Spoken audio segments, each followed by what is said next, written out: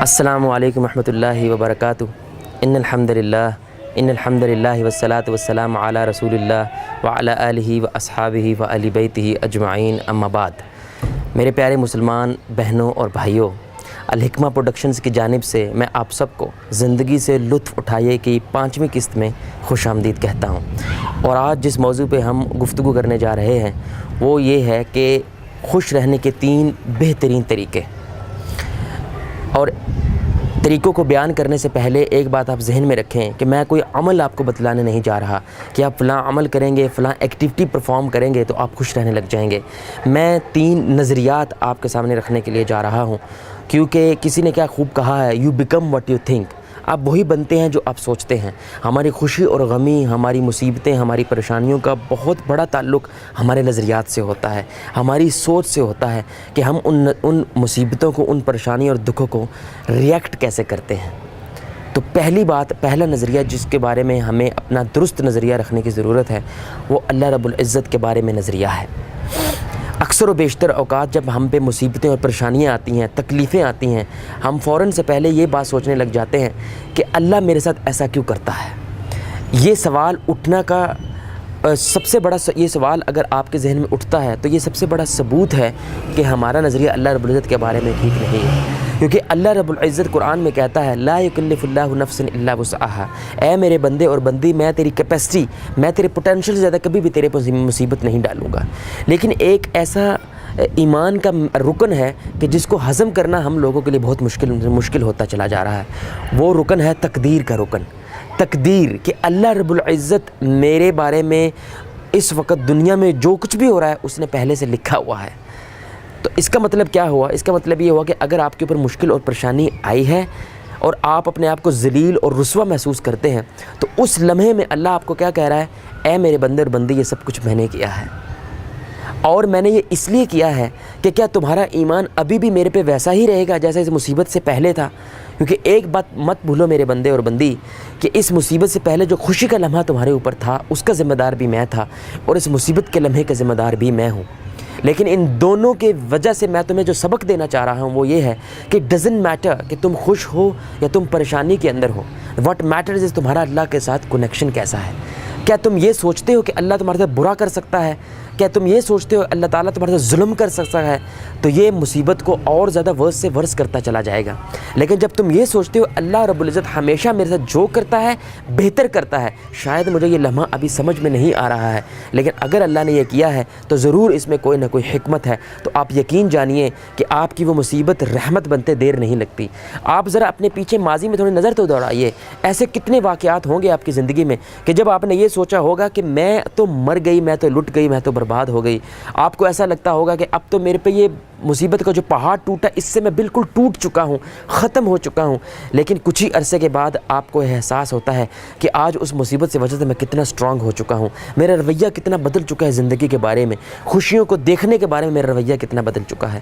تو سب سے پہلی بات، اللہ خدا کی قسم آپ سے محبت کرتا ہے، آپ سے پیار کرتا ہے، لیکن جب آپ اللہ سے دور جاتے ہیں تو اللہ کوئی نہ کوئی مصیبت آپ پہ پھینکنی پڑتی ہے، اور اس مصیبت کی وجہ سے کافر بھی اللہ کے قریب آ جاتا ہے۔ ہم تو پھر مسلمان ہیں اور ہم اللہ کے قریب آ جاتے ہیں۔ تو ایک جملہ اپنے ذہن میں رکھیں کہ کوئی بھی مصیبت جو آپ کو اللہ کے قریب کر دے، خدا کی قسم وہ مصیبت نہیں، وہ رحمت ہے۔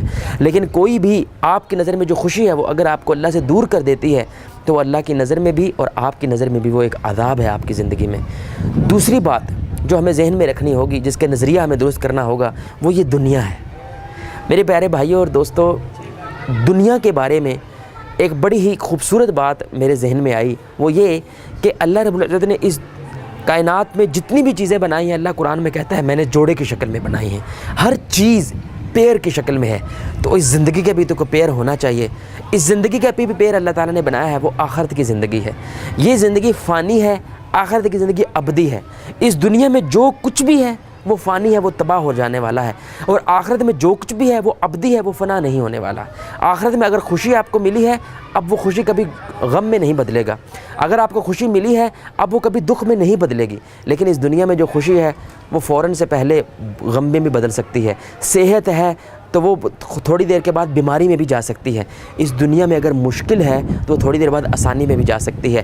اسی وجہ سے اللہ رب العزت کہتا ہے اپنا دل اے میرے بندے اور بندی اس دنیا کے ساتھ اٹیچ مت کر، میرے ساتھ اٹیچ کر، کیونکہ میں فنا ہونے والا نہیں ہوں، اور جس زندگی کا میں تم سے وعدہ کر رہا ہوں وہ زندگی بھی فنا ہونے والی نہیں ہے۔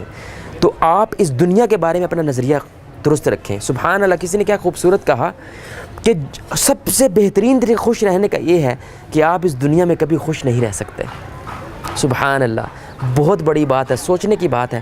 آپ اس دنیا میں خوش نہیں رہ سکتے، جو مرضی کر لو، جتنا مرضی کما لو، جتنا مرضی فیم حاصل کر لو، آپ اس دنیا میں ہمیشہ خوش نہیں رہ سکتے۔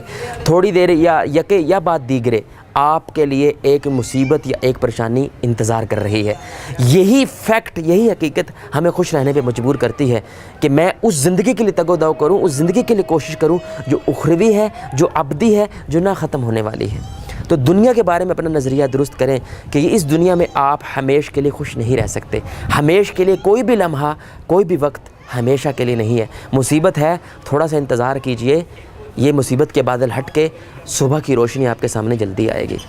آخری بات میرے پیارے بھائیوں اور دوستوں، وہ یہ ہے کہ نعمتوں کے بارے میں اپنا صحیح نظریہ رکھنا۔ رسول اللہ صلی اللہ علیہ وسلم کی حدیث ہے، صحیح مسلم کی روایت ہے، آپ صلی اللہ علیہ وسلم نے ارشاد فرمایا تمہارے لیے یہ بہتر ہے کہ تم اپنے سے کمتر کو دیکھو اور اپنے سے برتر کو نہ دیکھو، کیونکہ اس طرح تمہارے لیے مناسب ہوگا کہ تم اللہ کی رحمتوں اور اللہ کی نعمتوں کو حقیر نہ جانو۔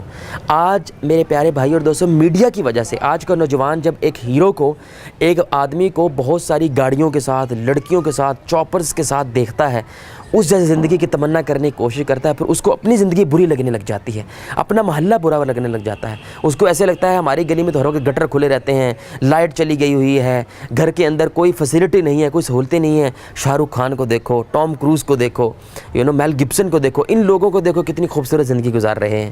اسی طرح جب لڑکیاں ہیں، وہ جب کسی ہیروئنس کو، کسی ان لڑکیوں کو دیکھتے ہیں کہ ان کو اتنی زیادہ اٹینشن ملتی ہے، ان کے پیچھے اتنے زیادہ لوگ ہیں، ہمیں تو کوئی اٹینشن دینے والا نہیں، ہمیں تو گھر سے بھی اٹینشن نہیں ملتی ہے۔ تو جب آپ اپنے سے برتر کو دیکھتے ہو، اپنے سے اوپر والے کو دیکھتے ہو، آپ always deep down inside down feel کرنے لگ جاتے ہو، افسردہ رہنے لگ جاتے ہو کہ میں ایسا نہیں ہوں، میرے پاس اتنی خوبصورت زندگی نہیں ہے۔ لیکن رسول اللہ آپ کو کیا کہہ رہے ہیں؟ وہ کہہ رہے ہیں اٹ ڈزنٹ میٹر آپ کس لمحے میں ہو، واٹ میٹر از کہ آپ اللہ رب العزت کے شکر کے اندر رہو، کیونکہ یہ دنیا تو فنا ہونے والی ہے اور اس دنیا میں سب کچھ فنا ہو جانے والا ہے۔ آپ اپنے سے نیچے کو دیکھو۔ میں آپ کو صرف 2-3 اسٹیٹسٹکس بتانا چاہتا ہوں۔ کیا آپ کو معلوم ہے اس وقت دنیا میں کم از کم 2.5 ارب لوگ ایسے ہیں جن کی ڈیلی انکم $3 کے قریب ہے، یعنی کہ پاکستانی وہ 14-15 ہزار روپیہ بنتا ہے۔ میں تقریباً پورے یقین سے کہہ سکتا ہوں کہ اس وقت جو میرے بہن اور بھائی مجھے اس ویڈیو کے ذریعے سن رہے ہیں، وہ تقریباً سارے کے سارے اس سطح سے تو کم از کم اوپر ہیں۔ اب آپ اپنے آپ سے ایک سوال پوچھیں کہ میں نے ایسا کیا اسپیشل کیا ہے کہ اللہ رب العزت نے مجھے ان 2.5 ارب لوگوں میں سے نہیں بلکہ ان 2.5 ارب سے بھی اوپر بنایا ہے؟ کیا آپ کو معلوم ہے اس وقت دنیا میں 1 ارب ایسے لوگ ہیں جو روزانہ صرف ایک وقت کا کھانا کھا پاتے ہیں؟ کیا آپ ان جیسے لوگ ہیں؟ اس دنیا میں اس وقت ملینز آف ایسے لوگ ہیں جو پیرالائزڈ ہیں، جن کو فالج کے اٹیکس ہو چکے ہیں، جو بہت زیادہ مہلک بیماریوں کا شکار ہیں۔ کیا آپ بھی ایسے ہیں؟ یعنی کہ آپ جب اپنے آپ سے نیچے دیکھنے لگتے ہیں، آپ اپنے آپ کو دنیا کے لکی ترین انسان مانگنے لگ جاتے ہیں، کیونکہ میرے پیارے بھائیوں، نبی صلی اللہ علیہ وسلم نے جو اصول ہم کو بتلائے ہیں وہ رسول صلی اللہ علیہ وسلم کے اصول نہیں ہیں، وہ دنیا اور معافیہ سے اوپر آسمانوں سے اصول ہمارے تک پہنچے ہیں۔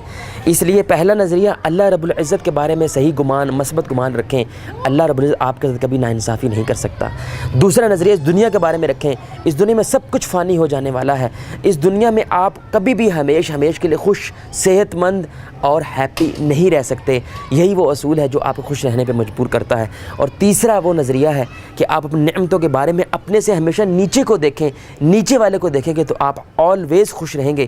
جتنی دفعہ بھی آپ اپنے سے اوپر والے کو دیکھ کے اس کی طرح تمنا کرنے کی کوشش کریں گے، آپ آلویز افسردہ ہوں گے، ڈی موٹیویٹڈ، ڈی مورلائزڈ ہو جائیں گے۔ اللہ رب العزت دعا ہے کہ اللہ آپ کو، مجھے اللہ کے بارے میں، اس دنیا کے بارے میں اور نعمتوں کے بارے میں صحیح نظریہ اور صحیح پرسیپشن رکھنے کی توفیق عطا فرمائے۔ اللہ رب العزت دعا ہے کہ اللہ آپ کو اور مجھے اس زندگی سے بھرپور لطف اٹھانے کی توفیق عطا فرمائے، کیونکہ انڈیڈ آپ خوش رہیں گے تو زندگی سے لطف اٹھا پائیں گے.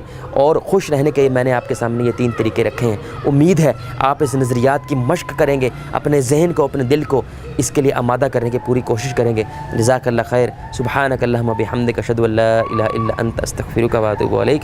السلام علیکم ورحمۃ اللہ وبرکاتہ. ولحفظ كتاب الله من أول بسم الله للختم وللرضوان رحمن